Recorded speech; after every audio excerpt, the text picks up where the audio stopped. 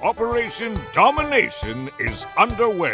The ultimate game plan to dominate your NFL experience. With your hosts, Dan You gotta be confident about your Achilles when you Chase show up. Thornton, Yeah, I mean, I got an Achilles. Chris Tired of Dowhouse, hearing about Mr. Pointless in fantasy in December. and Adam LaRue. Don't hope to win. Be great and dominate.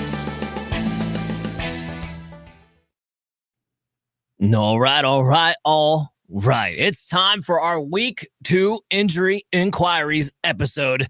We're like slipping this in right before the Thursday night football kickoff, just to grab your attention right before it goes, because it's going to be a good one tonight. We got the Dolphins and the Buffalo Bills, but it's only been 1 week, and this list is so long. Brian, my team, was just like, oh my God, I just wanted to cry. We got Danielle Dubois in the building. How we doing, Danielle? We're doing pretty good. It's already a busy NFL season, it seems like. Yes, it is indeedy. And I don't want to waste too much time here, but I am curious. How'd your teams do the first week? So unfortunately lost. And I'm really upset about it because the way I lost, it was my 49ers defense was the last piece that I needed, and I needed them to get 8 points and they got 7. So I lost by 0.02. Don't you hate those garbage touchdowns? Because that's all that was. That was the garbage touchdown at the very end of the game where no one cared anymore. That's exactly what I lost. Oh, that's heartbreaking. Absolutely heartbreaking. It was a tough week. Now, I actually had a pretty good week, I will say that. I think there's only like one league that I care about that I actually wound up losing in, but a lot of people, a lot of stars not perform, and we have a lot of injuries to talk about. So we got to introduce our guest. And now, for the moment you've all been waiting for, the number 1 medical expert in all of fantasy sports, the one, the only, Dr. Brian Scott! I did the light effect thing. That was the lights. So just a little quick FYI behind the scenes. I am usually not home when I get to do these shows. I'm usually on the road at hotels and everything like that. I am home today. And doing that intro, I can literally hear my dogs barking and by my studio right now after I just feel like that they're trying to figure out what the hell Dad's doing. Oh, but Brian, how are we doing today? We're doing good, but you're giving me way too much credit calling me Dr. Brian. I have been in school enough years to qualify probably for a PhD or an MD, but I'm not an MD, just to make it clear. No. We pump things up here. This is what we do. Okay. You know just as much as the MDs do. So it doesn't even matter. And that's what we got you here today. All right. So let's get into these injury inquiries.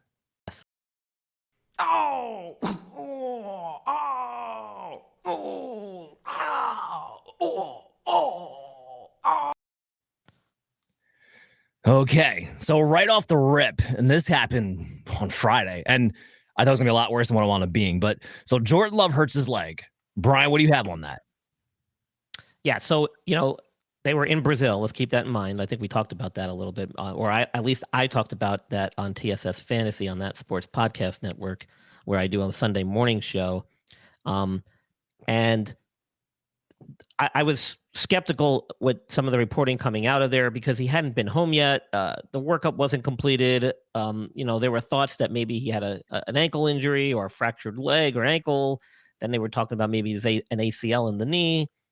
Fast forward to Monday, and that's usually when you'll get the most accurate reporting. It turns out he's got an MCL injury.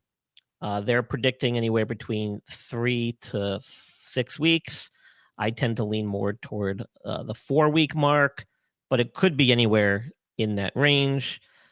He definitely looked uncomfortable limping off the field. He was flexing his knee on the sideline. They're saying a mild sprain, but even then, it's at least going to be a few weeks. I think they'll play it safe with him. They already announced that Malik Willis is going to be playing this weekend, so that's not a surprise, I guess.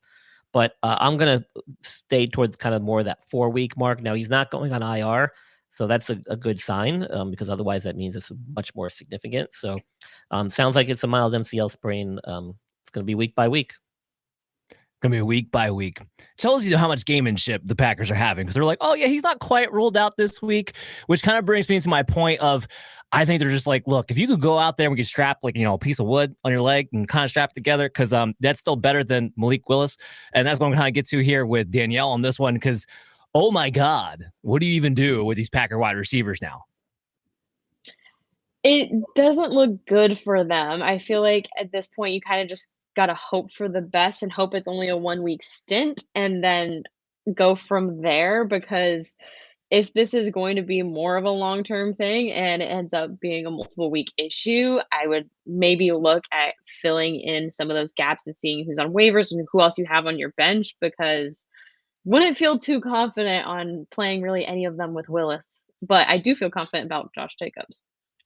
Yeah, he's going to get a lot of volume. That's for sure. Oh, now, yeah. might be 10 guys in the box because everybody knows it's coming, but who cares? He's going to get all the volume in the world. Yeah, my highest rated receiver is Jordan Reed, and I have him at wide receiver 45. So I'm telling you just to bench it for now. But, and I'll throw this real quickly, I would buy low on Jaden Reed and Christian Watson while Jordan Love is out, while we think it might be a 4-week period.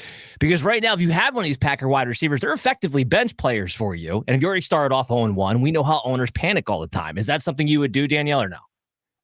I would take it. I mean, especially if it's Christian Watson. I love that man, so I'm willing to gamble for him. All three of his targets were in the red zone. All right, so this one, he's not really on the injury report, but it was pretty obvious he is not 100% healthy. So I wanted to talk about him here. Joe Burrow and that wrist.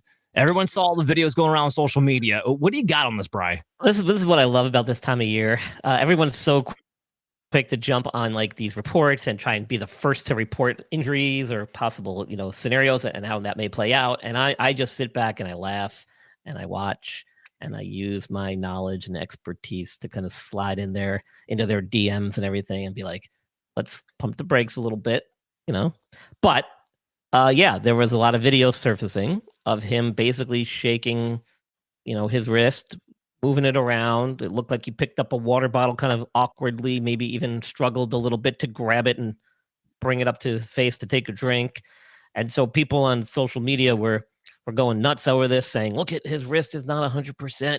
He's still injured or he re-injured it. Now, going back to last season, we don't really have a tremendous amount of detail about his exact injury. There was speculation that he may have had what's called a TFCC injury, or he may have had a scapholunate joint ligament injury, which is even worse compared to the TFCC. So that really makes a huge difference as far as what surgery he had, the long-term outcomes and stuff.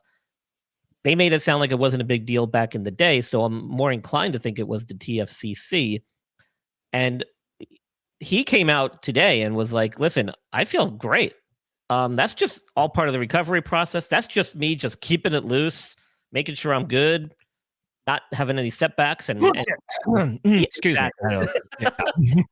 Exactly, Dan. I've been around athletes long enough, and I've watched them on the field during play. Usually, when you see a guy doing that, it's because it's either affecting him and his performance, or he's injured, or it's hurting.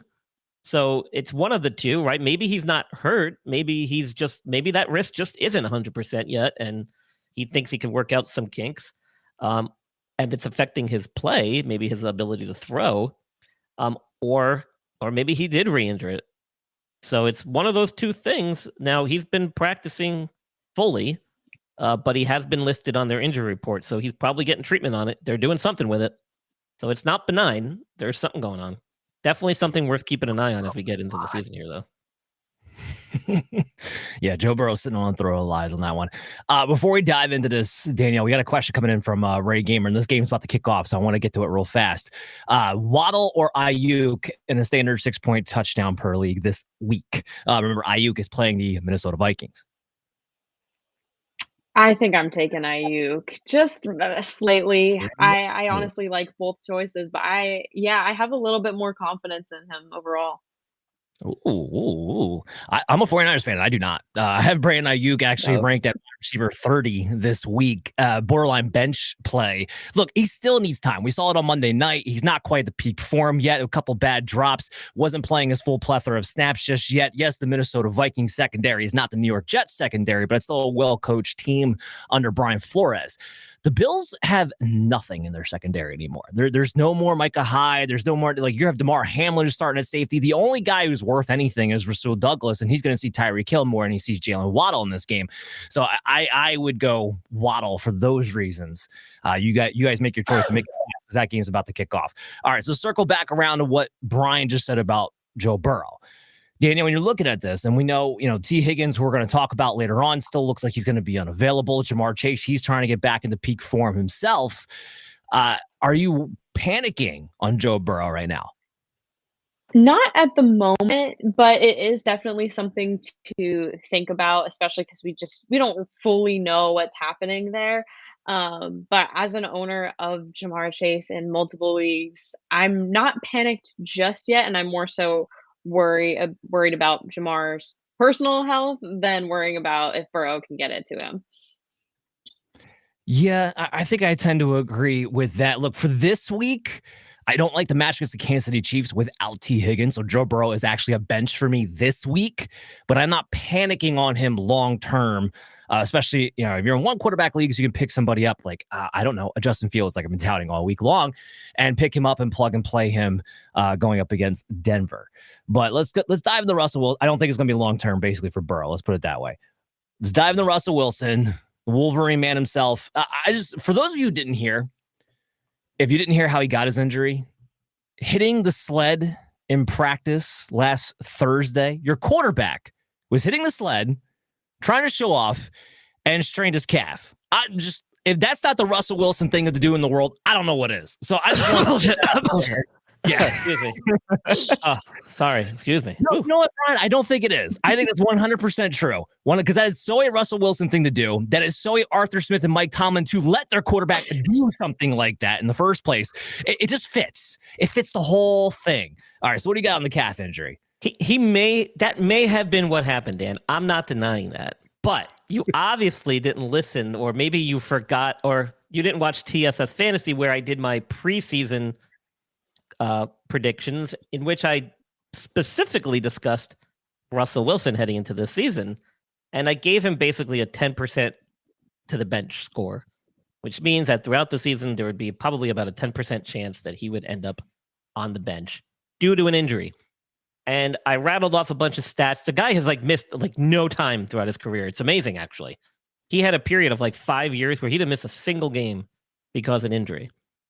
But when they picked up Justin Fields, I said they're going to look for any reason to get Russell Wilson off the field. And boom, wouldn't you know it, there it was, week 1. Whether it's from a sled or not, Dan, whatever this little calf injury is freaking nothing. The guy was inactive on the bench, but was still in full pads and gear, which tells you he's probably ready to go. They probably just told him. Well, he was the emergency quarterback. But he was the emergency quarterback. Still, yeah. He wasn't playing. No. I don't think this is anything at all. I think this is the Steelers simply doing what I just said. I think they're just looking for a reason to get him off the field. Do you think there's any chance, because I wouldn't put it past them, that maybe Arthur Smith pulled an Urban Meyer here, like when he was kicking the kicker in the calf, like maybe he was kicking Russell Wilson in the calf? Take it. Maybe. Danielle, look, we know this is going to be probably a week-by-week basis going on here, but as long as the Steelers win, I don't see how they bench Justin Fields. We know it wasn't a great Justin Fields fantasy performance. It wasn't for a lot of quarterbacks, frankly, this past week, but he did run the ball 14 times. And more than that, when you run the ball 14 times as a quarterback, you're going to be a top 12 guy. So where's your confidence level on Justin Fields for this week? Is he in your starting lineup if you have that choice? If I had the choice, and I feel like it depends on the league, but overall, if I had to start him, I would feel confident in the performance that he would have. I feel like it's not going to be Patrick Mahomes, Josh Allen numbers, but it's going to be solid, and I feel like it could be very consistent throughout the season. So it might be something to look at for a long-term guy. Yeah, I like it a lot too. But it could wind up. I don't think it's gonna be a league winner, and I think that phrase is used too much. But if you were streaming quarterbacks and all of a sudden Justin Fields fell into your lap and he's going to be the starter for the rest of the season, you got to be beyond the moon because you just popped in a top 10 quarterback, frankly. Yeah. All right, let's move on to running backs here. Let's get to the Christian McCaffrey of it all, the literal Achilles heel of everyone's lineup going into Monday night last week, and that's exactly what he's dealing with. So, Brian, what do you make of calf/Achilles tendonitis? Oh, this has been juicy for me too, Dan. Because right before the first preseason game, they were saying, "Oh, he's got this little calf thing they're dealing with. It's nothing serious. We're just resting him as a precaution." And he was even like, "Yeah, I'm good to go, man. If it was a playoff game, if it was a regular season game, I'd be in there." Yada yada yada. Then he had like a bunch of light, limited practices, didn't do much, and then literally right before the weekend's game, they like whoosh, they pulled the rug out from everybody and said he's inactive and we're starting his backup Mason, who then went on to tell reporters in the post-game press conferences and stuff that he was alerted Friday that he was going to be starting. And that was a big slip up on his part being a rookie. So bad for him. Yeah. And then he knew he had effed up. I mean, he even said it later on. I got to be careful what I say when I ask questions. So obviously there was a little bit of finagling going on here with the severity or this particular injury. What I really think is going on is that he probably does have some calf soreness, maybe even a little Achilles tendonitis that he's dealing with. It doesn't seem to be anything serious. I think they're just using this and looking at their schedule. And I think they just saw the Jets as a penciled in W and were like, hey, let's just rest them. Let's not mess this up heading down into the season and potentially into the Super Bowl. Why push this guy through these injuries? He's had injuries in the past that have centered around his lower extremities. They don't, this guy's a franchise running back. He's going to take them far this year. It doesn't sound like it's anything serious. I think we'll see him back, if not this weekend, then definitely with the Rams when they play the Rams. That's what I was pinning it as. Like your in-division rival in week 3 when he's fully 100% healthy. Like that makes a lot of sense to me. But while there is doubt, Danielle, I'm doing everything I can to try to offer up trades to these Christian McCaffrey owners who are in full-fledged, especially if they don't have Jordan Mason, because they're on an island right now. They don't know what to do with themselves. Their underwear's on their head, their hats are on their butts, and they have no idea which way is up. So I am trying everything I can to make trades for Christian McCaffrey right now, because I'm not, like Brian just laid out, I'm not really worried about this long term. Are you? I personally am not. I know with Christian McCaffrey, it's always kind of a gamble because we've all been there before. I think everybody can safely say that they've been burned by Christian McCaffrey one too many times. However, I'm feeling pretty confident in him, and I don't know if that's just my own delusion and my own optimism, but personally, I'm going to take him. And if I could try to get some people in my league to trade with me, I would gladly pick him up onto my team. But unfortunately, I'm playing with some smart players this year. Well, that's unfortunate for you. That is unfortunate. You want to be in leagues with a bunch of dummies. That's just where you shine. That's where you want to aim for. Quick piggyback off of that. Jordan Mason, is he in your top 20 or your top 10 this week? I would say top 20 for now, but I think he could easily move up depending on if he keeps up that performance like he did last week. I tend to agree. I have him at 15. Look, people that realize Brian Flores does a very good job schematically when playing against these zone run teams that are very similar to what Kevin O'Connell and the Minnesota Vikings run. Like this is an offense that he's familiar with. And in fact, the 49ers last year had trouble running the ball on the Minnesota Vikings. So I don't think this is the best matchup in the world, but when you're a running back getting all the volume on the San Francisco 49ers, you're at least top 20. So we're going to put that out there right there. All right. So Ken Walker, abdomen, oblique, whatever the case may be.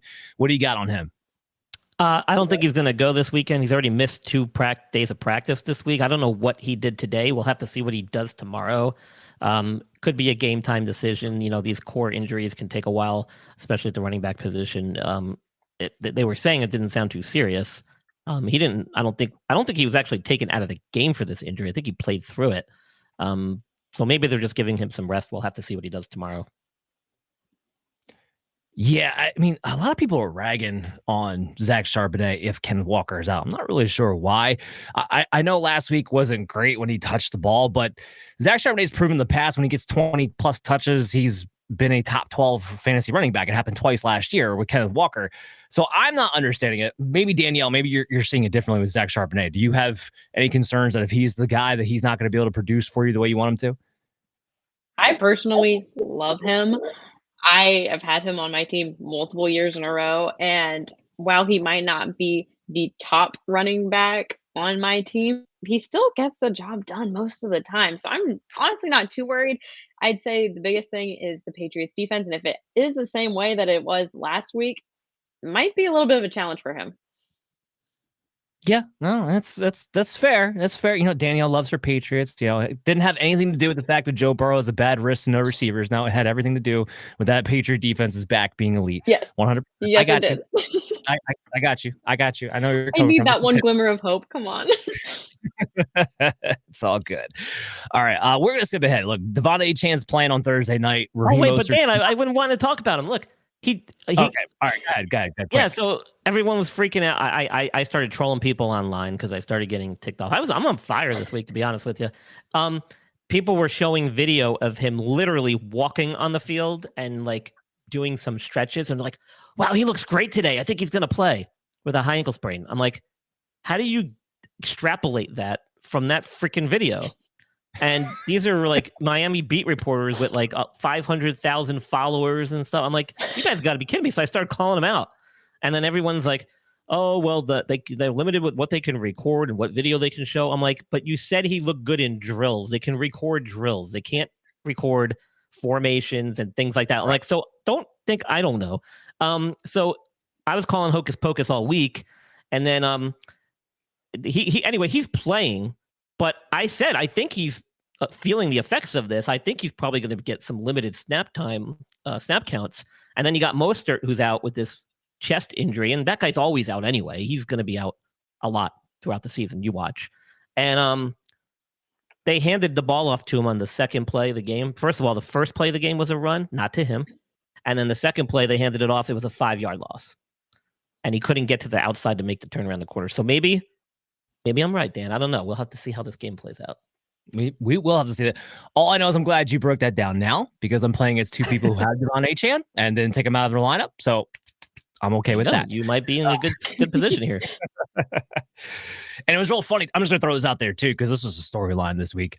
The one guy has J.K. Dobbins against Carolina sitting on his bench, and he left him on his bench to have Devon Achane as flex. So I'm loving life right now because I was terrified of J.K. Dobbins against Carolina, but Devon Achane on a bum ankle. Yep, go ahead, go for it, buddy. By the way, J.K. Dobbins, somebody we've talked about a lot, Brian, but I love that man. I know you do.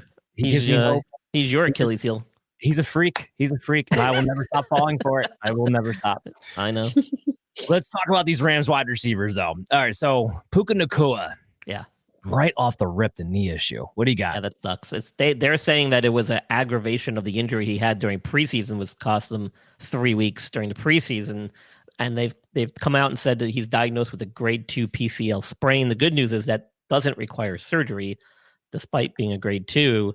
Grade 2 is definitely a moderate sprain. So there have been some tearing of the fibers of that ligament. While it is an important ligament in the knee, it's not the important ligament of the knee. It usually does not create any chronic instability issues going forward. So as long as he's given adequate time to heal, he should be fine. The problem is that's going to take a while. He's already on IR, so you're looking at 4 games, not weeks, but games. And then I think it's probably going to be a few more weeks before we see him even then be cleared and ready to go full speed in a game situation. So don't forget, after they come off IR or after that 4-game mark, they have 3 weeks, 21 days essentially to activate him to the roster and get him back on the field. So I think you're probably going to be looking at some extended time here. Okay, well, interesting. So Daniel, I got 2 questions for you off of this. 1, where did Cooper Kupp go in your draft? And 2, who do you think is the sleeper wide receiver to be second fiddle to Cooper Kupp? Ooh, okay. Well, first of all, Cooper Kupp, in the 3 leagues that I'm in, the first 2 went almost immediately, very high up in my in the lineups, which kind of surprised me. The other one, he dropped until the 3rd round, which I also thought was very interesting. So completely different sides of the spectrum. I had the 2 leagues that everybody was just super into him for some reason. Like, I get it, it's Cooper Kupp, but like, there was some questionable choices of when he was picked over some of the other guys that are out there. Third round is a little bit too late for him though, so I was still shocked. I didn't pick him up because I personally just didn't want him this year, but I thought it was all overall very interesting experience. I'd say for the second guy, I think it could be really interesting to see Demarcus Robinson personally. I don't know if you're gonna agree with me or not, but I think he easily could fill in. I feel like their wide receiver room is a little bit weird right now because you have Cooper Kupp and Puka, and everybody else is just kind of in the mix. And I feel like anybody could be that number 2 guy with Puka going down. It's not gonna be Tutu Atwell, I don't think so. Demarcus Robinson, personally, I think is gonna fill in that number 2 role. So it'll be interesting this week.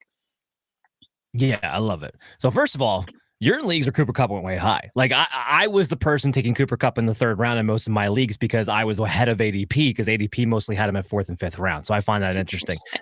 But as far as wide receiver go, you nailed it.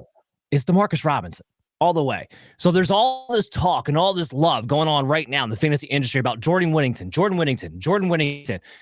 Tyler Johnson came in and replaced Puka Nacua. It wasn't Jordan Whittington. He was still 4th in that scenario. Stop getting all the hype in preseason all the time, okay? Actually read the room. Demarcus Robinson, first of all, has been in this offense for a while and can be that number 2 receiver and can be an end zone threat with Matthew Stafford. We've seen it before. Now, the Tyler Johnson thing, was that a little bit surprising? Yeah. But he also, I think he was in the top 5 in yards after catch over expected this week. Like, he wasn't bad. And he played more than double the amount of snaps of Jordan Whittington. So stop falling for the Jordan Whittington hype that the most of the fantasy industry is trying to put out there right now. So that's my main thing. Okay, let's talk about our favorite guy, T. Higgins, Brian. Hamstring. I'm pretty sure he's on the hamstring list, like, I don't know, every single week of his career. So what do you think's going on here? He certainly likes to make an appearance at least once a season for sure, and tends to linger there for several weeks at a time. So yeah. It sounds like this happened actually heading into week 1 during practice. He was inactive for the first game, hasn't practiced yet as far as I know. I don't know about today, but until today. Yeah, I mean, so there's pretty much zero chance we're seeing him this weekend. And this is definitely going to linger the next week until we see him get on the field and do anything. I'm always hesitant to give a prediction about hamstring injuries. Dan, we talk about this a lot. It's impossible to simulate game-like conditions, and the hamstring is one of those muscles. When you strain it, if you can't play at game speed before you're in a game, then the risk of re-injury is significantly high, and there's always a chance. So until we can see him doing a lot of stuff at practice, I don't think we're going to see him anytime soon. This is not a fantasy question for now, because obviously, like, look, it's Jamar Chase, and then everyone else is dead to me as far as the Bengal receivers go, because it's just a bunch of mediocre guys. But this does get interesting for the offseason talk, because remember, T. Higgins is on a franchise deal right now. So, like, this is going to make him cheaper. Are they going to want him back? Or are they going to be like, nope? All I know, Danielle, is that my prediction that T. Higgins is the new Mike Williams, I feel pretty much like that's coming true. No? What do you think? I unfortunately can see it. I don't want to put that in the universe because I love T. Higgins, but I feel like it unfortunately is going that route. Yeah, it's just there's too many similarities. I want to skip ahead to Chicago because we got 2 receivers here. Rome Odunze's got a knee issue, and Keenan Allen this heel, and he came up like he was noticeably limping on one of the targets coming out of the end zone on Sunday with his heel issue, even though he had 11 targets. Technically speaking, he had the most targets on the team. Didn't matter much. I mean, Caleb Williams only had 93 yards passing, so no one really got going. But Brian, what do you got here with Keenan Allen and Rome Odunze? I'm so sick of talking about Keenan Allen. Dan, that's really the number one takeaway from all this. Keenan Allen's your bread and butter. Unfortunately, he's not paying the bills, though. So he's not even paying the Bears now. So we've been saying and talking about this actually since the preseason. It's been reported, and it sounds like he's dealing with this chronic plantar fasciitis thing, which, I mean, as a football player, dude, like, if that's what he's dealing with, like, you've got to suck it up. I'm sorry, and just play through it. This is not like, this should never be a season-ending injury or something that should limit your ability on Sunday. Yeah, he might play injured and he might play with it hurting, but this is not something in football that should typically cause a lot of missed time on the field during game day. So he might miss some practices going forward, but unless it's something more sinister, like a stress fracture or something more serious, then he shouldn't be missing much game time. Practice time, different story. I mean, he's a veteran, but all the stuff he had going on the last few years with the hamstrings and all that other crap, I wouldn't be surprised if he sits out a lot of practice time. But this is one of those things, man. If it's bothering him now, it's going to bother him the entire season. That's the downside for plantar. If it's in fact plantar fasciitis, which is what I'm suspicious of. Roma Dunze, on the other hand, oh man, what a tough break. I love this kid. I think he's going to be a superstar in this league. He's got like the full makeup for what you want in a professional wide receiver. He's probably going to end up being Caleb Williams' number one guy. And then he gets, taken out on a block while he's blocking for one of his teammates and looked pretty nasty, but they're saying it's a grade 1, which is great news. If that's the case, it could just be a few weeks and it's nothing serious. A lot of times those MCLs after like the second week or so, they're feeling a lot better, especially with a grade 1. So it could be as quick as 2 weeks. We'll have to kind of see and take it week by week here and see what he's able to do in practice as the days go by. All right. Well, we got a question coming in actually involving Keenan Allen. So Danielle, help me out with this one. Would you guys trade Devontae Adams and Keenan Allen for Kupp and Deontay Johnson in a full PPR league and redraft? What do you think, Danielle? I see the steam coming out of her brain. Yeah, this one's kind of difficult for me, but I personally, this is coming off my own personal opinion, so take what you want from this. I do not like Deontay Johnson. I don't care who you are. I have watched him enough. He drops so many passes. He's gotten better, but he still is just the dropper in my mind. I personally just every single time I've watched him, it just pisses me off. He runs the wrong route. He drops the ball. I am not a Deontay Johnson guy. So personally, keep Devontae Adams. Devontae Adams. I can understand it from that standpoint. Look, I was raising the red flag on Deontay, not for any of those reasons, but for the reason of he wasn't the number one target. I mean, he ran the most routes. He played the most snaps, yes, but Leggett got targeted. Thielen got targeted. Look, the whole thesis behind Deontay Johnson on the Panthers with Bryce Young was that he would get targeted the way Adam Thielen did last season. If that's not going to happen, I don't know what he is for fantasy. On the flip side, I don't know if Devontae Adams could ever be an elite receiver anymore because Gardner Minshew's that's that bad. And if they go to Aiden O'Connell, it's just that bad too. And Keenan Allen was just laid out with Brian. Don't know how great he's going to be this year with the heel injury. So if I trade Devontae Adams and Keenan Allen essentially for just Cooper Kupp right now, that is the deal I'm making. I don't really care who the extra player is. So I would do that deal from that standpoint. But good question there. All right, I want to skip ahead to the tight ends because we got to wrap up the show soon. David Njoku dealing with an ankle issue. And I was really saddened by this because, one of the things that we were a little bit worried about David Njoku, why I had him kind of as a more of a low-end tight end one, even though he had a phenomenal end of the season last year, is because, his history with Deshaun Watson hadn't been great up until this point. But because Deshaun Watson has a noodle arm now and can't throw the ball past 10 yards, he was doing nothing but hitting David Njoku this past week. And then he gets hurt with an ankle issue. So, Brian, what's going on with David Njoku? Yeah, so they've already ruled him out for this weekend with an ankle injury. They haven't been too specific about exactly the severity and the type of ankle injury, but watching the video, we can almost surmise that he's probably got a high ankle sprain because of the way things went down, which is concerning. So I think it's going to be a couple of weeks here now where he might be unavailable. Then couple that with the fact that the Browns just put 4 players on IR after week 1, which is insane. Because when teams do this, it seriously affects their ability to make roster moves as we head further into the season.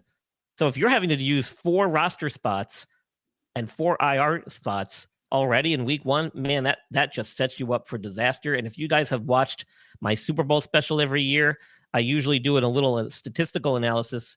The teams that end up making it in the Super Bowl are the teams that use the fewest IR spots, the fewest injuries, the fewest time lost to starting players. So this does not bode well for the Cleveland Browns.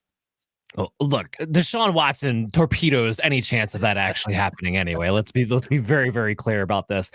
And I didn't. So I had a technical issue yesterday. I didn't get to do yesterday's show, and I really, really wanted to. And I know I'm turning us into a Deshaun Watson conversation, but I feel like this kind of needs to be addressed a little bit at least.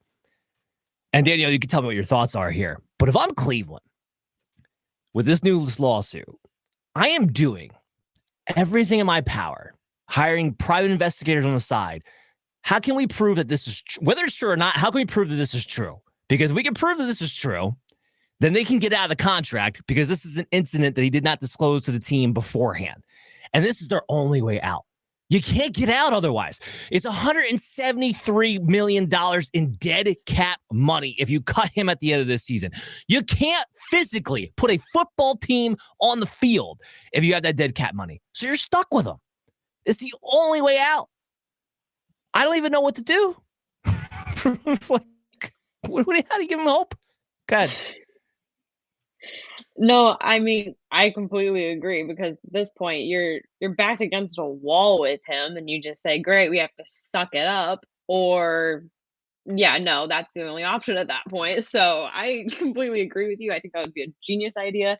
I mean, heck, Jameis Winston wouldn't be great, but it's not Deshaun Watson, so Well, I'll follow it up with this for you. How many more weeks of this until Jameis Winston's just a starting quarterback? oh, I feel the problem is I feel like it would be like 2 weeks max. However, with them paying him so much, I don't think you can reasonably say we're paying this guy so much to ride the bench. I think at that point, I mean, it's gonna be longer. It's gonna be way further into the season if they decide to go with Jameis Winston to be the starting guy. Because at that point, you're paying him so much. You just can't do it this early. My deadline's week 6. And the reason I came out with week 6, they don't have a bye between then. You'd be 2-4. And if I'm Stefanski, I am not losing my job because of Deshaun Watson. I'm not doing it. There's no way. You are not going to be the reason I get fired. You piece of trash. That is not going to be the reason. So I know that if you're 2-4 or worse by week 6, I don't see any way that's not Jameson Winston, at least at that point. Maybe even sooner. But that's where I'm looking at this. Because if they don't make the playoffs this year, Stefanski's losing his job. Because there's too much talent on that team otherwise. So I think from that standpoint, we might see Jameis Winston sooner rather than later. I know we got off a little bit of a tangent there, but needed to be said. All right, so let's talk a little Jake Ferguson here. He's dealing with a knee issue. Well, quick little update, Dan. Devon Shane just scored, so I'm sorry. Boo. Yeah, and then he actually ran a couple of nice runs in this last drive here, and then looked at the sideline and gave a thumbs up. So I guess his ankle's feeling pretty good. You got a shot before the game. Rubber right now. I still think he's going to be on a snap count, especially depending on how this game plays out. We'll see. So Jake Ferguson, so the injury looked pretty bad. Again, another one of those possible MCL injuries, possibly ACL. People were speculating all over the place. He got an MRI. Turns out he did not have any major structural damage, and they diagnosed him with a mild MCL sprain. Cool thing is, he was like in excruciating pain when it happened, and said the rest of that day he felt miserable. And then he woke up today and he was like, I feel great. I have no pain whatsoever. So they're saying he might actually be ready to go this weekend. I think it might be a little foolish on their part to do that, but at the tight end position, they are in dire need of somebody because they have a big drop off after Jake Ferguson. So I think they're going to do everything they can to get him prepared for the weekend. It could be a true game time decision. If he does play, they might put him on a little bit of a limited snap count just to be on the safe side. But he had a quick, amazing turnaround. So it sounds like he avoided major injury. Yeah, that's great news for him. I would be shocked too if they go ahead and play him this week. So Danielle, if you have Jake Ferguson, you draft him as a top 10 tight end. Who are maybe one or two guys that you're looking to replace him with? Oh, that's a really good question. I honestly, I feel like this is gonna be a hot take, and you're probably gonna completely disagree with me. But if he's not playing this week, I know that their backup guy for tight end is going to be Luke Schoonmaker. He's going to be available in those leagues. I can guarantee you that. Easy pickup for the week. See what he can get you, because I think him filling in for that spot could get you some valuable points. And we know what he can do. We've seen him succeed in past years. and we've seen him succeed in the college football world. So I personally would kind of take a gamble on him. I like him a lot for dynasty. I have him in a lot of dynasty leagues. I do. I am a big fan of Luke Schumacher. I would not, not agree with you on that. The one guy I'm going to throw out there though, because was just widely available and he ran a ton of routes and is part of the teams we talked about, was Kobe Parkinson. He played the Tyler Higbee role. He had the second most snaps, second most routes run for the Los Angeles Rams. We know that tight end position can get targets in that situation with Matthew Stafford. So I think he has a little more upside, but I don't mind Luke Schumacher. We know Dak Prescott needs weapons. We know Dak Prescott likes to go to his tight end, and Schumacher has a good athletic profile. So I don't like that. I don't hate that at all. All right, let's finish this up real quick with Dalton Schultz, another tight end. It's kind of that low end tight end 1, high end tight end 2 territory. Yeah, he didn't practice yesterday. I'm not sure if he practiced today. We'll have to see what he does tomorrow. Apparently, he had some ankle injury last weekend, but he didn't have to be removed from the game. He was actually completed the game, so probably nothing serious. The next 2 days should be telling about what he does and whether or not he'll be available. Yeah, absolutely. So we'll keep our eyes on that. Again, I would recommend Colby Parkinson. Isaiah Likely's, I know, has been picked up in a million leagues, so I'm not going to put that out there. But I will put out a wild card. Taysom Hill. He had 5 carries, he had a couple catches, a little bit of a thing there. Maybe Taysom Hill, probably still available in your leagues there. And we do know that Kubiak has plans to use him in the red zone. So kind of throw that out there a little bit there too. But that's going to wrap it up for today's show. Thanks for joining in for Operation Domination on Fantasy Football Advice Network. Make sure you check out Operation Domination Football wherever you listen to your podcast. Brian, always want to thank you for coming on the show and making the time, man. What do you got coming up? What do you want people to follow you at? Yeah, so you'll find me on That Sports Podcast Network every Friday and Sunday morning for last-minute NFL injury news and updates at TSS Fantasy Show. They do that tomorrow night and Sunday morning, like I said. And then, I've got my own podcast, the Injured List Podcast, releasing episodes every month with special guests from around the world of sports, former athletes, professionals in the field. You can check out the website, theinjuredlist.com, and follow my blog, Inside the Medical Tent, which I actually just released our week 2 version, which again has some more inside and detailed info and some helpful tips on what you can do with your roster from Mr. Mallard, Andrew Leduc. So check that out as well. But yeah, you can find me on social media at Injured List Pod on X, and then the Injured List Podcast on Instagram and Facebook. And I did not call it Twitter, Danielle. You're welcome. That's awesome. Speaking of, Danielle, what do you got going on? We want people to follow you at. You guys can follow me on X at Danielle Dubois or on Instagram at Danielle_Dub. And if you guys are hockey fans, our newest season of Round the Rink is coming out very shortly because the next season of the NHL is right around the corner. So you can get that wherever you listen to your podcast. Yeah, make sure you check out Around the Rink for sure. It's Twitter, by the way, and you can find me on Twitter at DanMaterFF, because Elon Musk be damned. That's going to wrap it up for today's show. Everyone have a fun weekend. Make sure you hit us up, social media, fantasy sports advice platform. We'll be answering questions all throughout the weekend. More live shows to come throughout the week too. And Operation Domination will be back Wednesday night at 9:30, like we always are. We'll see you then. Hey there, I want to thank you for watching Operation Domination today. And if you're enjoying the show, there are some ways you can help support us. You can go to podchaser.com/Operation Domination and leave us a 5-star review. And you can do this on any podcast platform or on our YouTube page when you go to @FF Advice Network. This completely helps out the show be able to grow, and also leave us comments to let us know how we can curtail the show to you, because you are the most important member of the show. So again, go to podchaser.com/Operation Domination to leave a 5-star review and leave a comment wherever you listen or watch the show, and we'll help better serve you.